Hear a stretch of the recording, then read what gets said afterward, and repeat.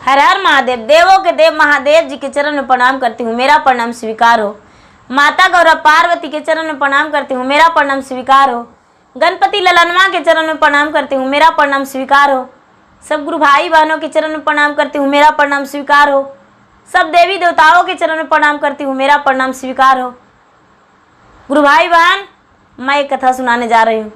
इस कथा को पूरा सुनिए और रहस्य जानिए। आधी नहीं, आधी सुनने में शिव गुरु का अपमान होती है और पूरा सुनने में ज्ञान होती है। इसलिए कथा को पूरा सुनिए और रहस्य जानिए। हर हर महादेव, घर घर महादेव। गुरु भाई बहन, एक राजा थे। एक राजा थे तो भगवान के भक्ति में लीन रहते थे राजा, और बहुत दान पुण्य करते थे, बहुत दान पुण्य करते थे। जहां तक कि वो राजा को किसी का जीवन बचाने के लिए अपना भी जीवन देना पड़े तो राजा के मंजूर था कि अपना भी जीवन देकर और किसी को हम अपना उसका जान बचा सकते हैं। राजा साहब अपने राज में बड़े खुश थे। राजा साहब का जीवन में सारा खुशियां ही खुशियां था। उनकी जो रानी थी वो भी बड़ी अच्छी थी, बहुत स्वभाव अच्छा उसका था, वो भी अच्छे विचार की थी और पूजा पाठ में वो भी लीन रहती थी।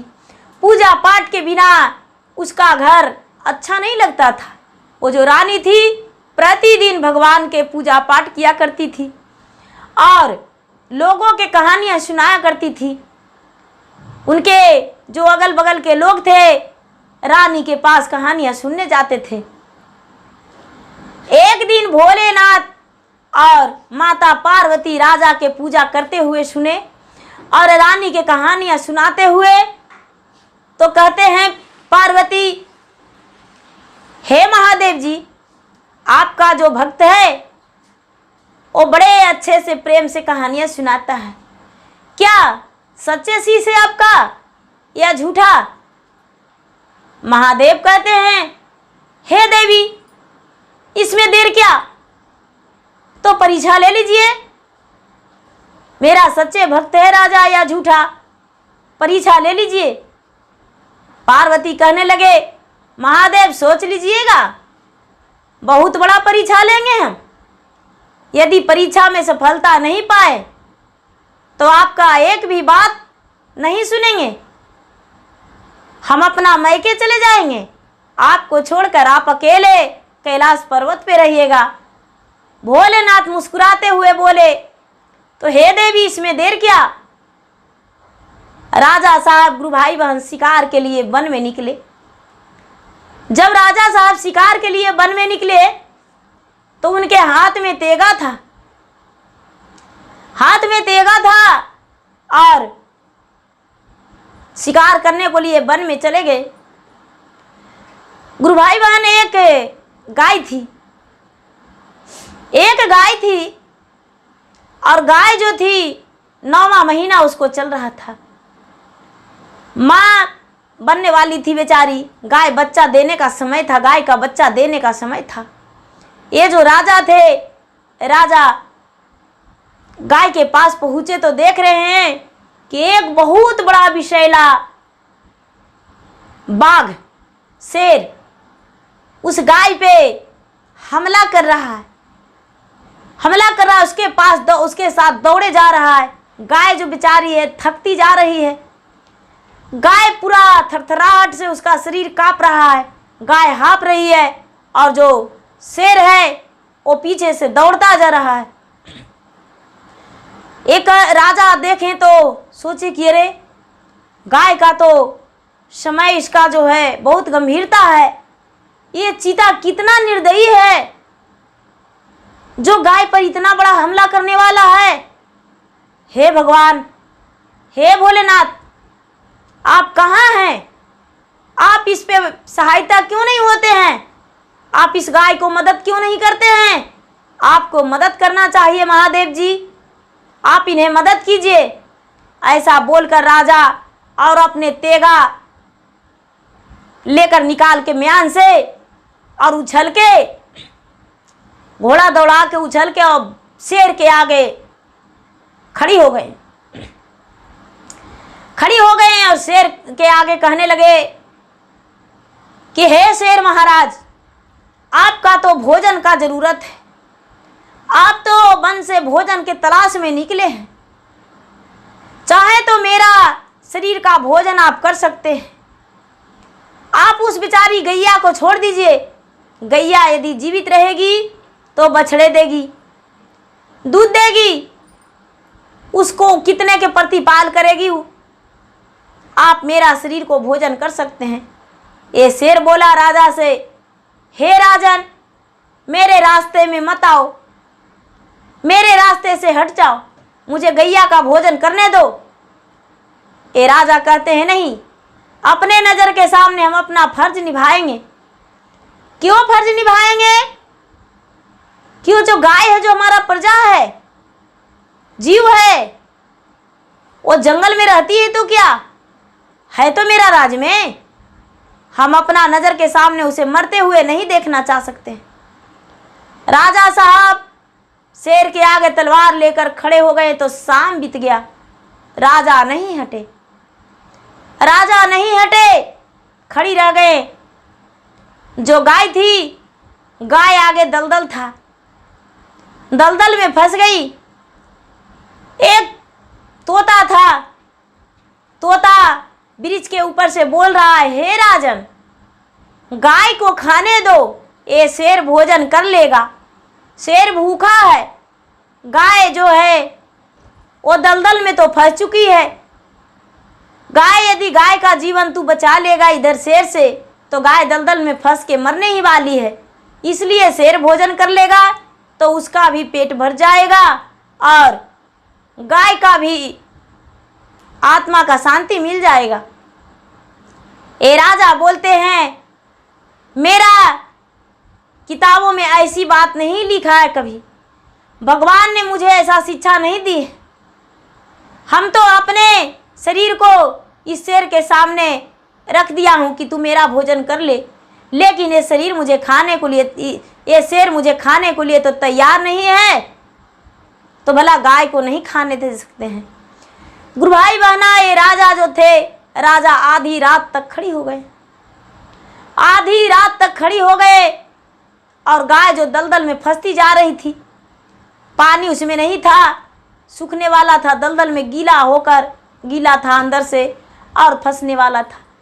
ये महादेव से प्रार्थना करने लगे राजा कि हे भगवान भोलेनाथ, आप तो कहते हैं कि हम महान हैं और पूरे संसार के रखवाली करते हैं, तो भला ये जो गैया है, ये कौन दलदल में फंसी है, इसको जब यहाँ से हम जान बचा रहे हैं, तो आप क्या इतना मदद नहीं कर सकते हैं?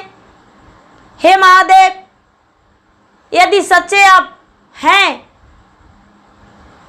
तो आप इसको किसी रूप से बचाना होगा। गुरु भाई बहन, भगवान के राजा सुमरन करने लगे। सुमरन करते करते आधी रात के बाद जोरों का बारिश हो गया, बारिश हो गया, और बारिश होकर पूरा इतना बारिश हुआ कि गाय दलदल से निकल गई और निकल के तैर के अपना ऊपर आ गई। गाय जो थी, गाय दलदल से बाहर आके और ऊपर आ गई और एक सुंदर सा सुबह होते होते बछड़ा दे दी। ये जो शेर था, शेर वहां पे खड़ा था। गुरु भाई बहन, जब ये राजा का खड़ा आंखें लग गया, एक पलक के लिए उसका पलक झपक गया, तो शेर जो था, सवेरा हुआ तो शेर नहीं था, तोता भी नहीं था, गाय बछड़ा दे दिया वो भी नहीं था। राजा अपने आंखों से देखे कि बछड़ा दिया, बछड़ा देते हुए भी गाय कहाँ चली गई? गाय गई तो कहाँ गई? ये शेर था, ये भी नहीं। गाय बछड़ा दे दिया, ये भी नहीं। तोता बोल रहा था मीठी मीठी बातें, वो भी नहीं। ये सब क्या था? राजा साहब महादेव से कहते हैं, हाथ जोड़ के विनती करके, हे महादेव जी, आपने मुझे क्या लीला दिखाएं? ये सब आपका खेला था, आपका ही परीक्षा था, आपने ही सब ऐसा किए हैं। महादेव आशीर्वाद देते हुए राजा के सर पर हाथ रखते हुए और दर्शन देकर राजा से कहते हैं कि धन हो राजन, तेरे जैसा भक्त को हम कभी नहीं देखे। एक पशु के लिए अपना जान तूने दांव पे लगा दिया। एक शेर के सामने अपना शरीर को एक बिस्तर की तरह बिछा दिया और तूने उसे रोककर गैया को बचा लिया। ये सब मेरा लीला था, ये सब पार्वती का जांचना था। पार्वती ने बोला कि सच्चे भक्त राजा है, तो हम बोले हाँ। तो ही पार्वती ये सब जांचना ले रही थी। हे राजन, जा, तूने मेरा सच्चे भक्त हो और आज दिन से हम तुम्हें वचन देते हैं कि तुम्हें जिंदगी में कोई दुख नहीं होगा। जितना तूने दान पुण्य किया है, जितना लोगों का भलाई किया है, जितना भक्ति भाव किया है, वो सारा खुशी तुम्हें मिलेगा। राजन, दिन दुगना रात चौगुना तुम्हारा खुशियाँ बढ़ेगा। कभी तुम्हारा कोई प्रकार का दुख नहीं होगा। जाओ, तेरा पुत्र का लंबे आयु होगा और तेरा जिंदगी में कभी दुख नहीं होगा। भगवान भोलेनाथ उसे आशीर्वाद दे दिए। राजा ऐसा आशीर्वाद सुनकर खुश हो गए और खुश होकर भगवान भोलेनाथ के चरण को धर लिए और चरण को धर के प्रणाम किए, माथा टेके और उसके बाद वो लौट गए और लौटकर अपने रानी से सारी बातें बताए। गुरु भाई बहना जब सारा बात बताए अपने रानी से, तो रानी का खुशी का ठिकाना नहीं रहा। जल्दी से वो स्नान करके और प्रात में सजा के और भगवान भोलेनाथ के मंदिर गई और मंदिर में पूजा पाठ की और कहने लगी कि हे भगवान, आपने मेरे पति का तो दर्शन दे दिए, लेकिन मुझे भी आप दर्शन दे देते तो मेरा जीवन धन हो जाता। हे महादेव जी, आप मुझे भी दर्शन दीजिए, कुछ मत दीजिए, हमें दर्शन दीजिए। रानी भी रट लगा के भगवान के दर्शन पाके और वो भी धन हो गई।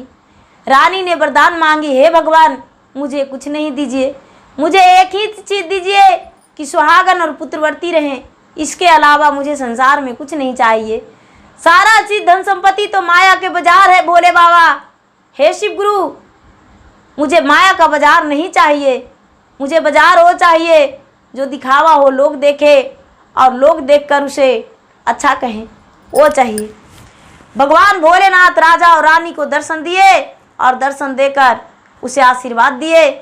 हे भोलेनाथ, हे शिव गुरु, हे महादेव, हे वरदानी, हे देवों के देव महादेव, हे कालों के काल महाकाल, जैसे आपने राजा को दर्शन दिए, राजा आपको भक्ति करते थे, उसी तरह शिष्या गुरु भाई बहना सब आपको पूजा भक्ति करते हैं। आप सबके दर्शन दीजिए और सब पे अपना कृपा बनाकर रखिए। हे भोलेनाथ, जय शिव गुरु, हर हर महादेव, घर घर महादेव।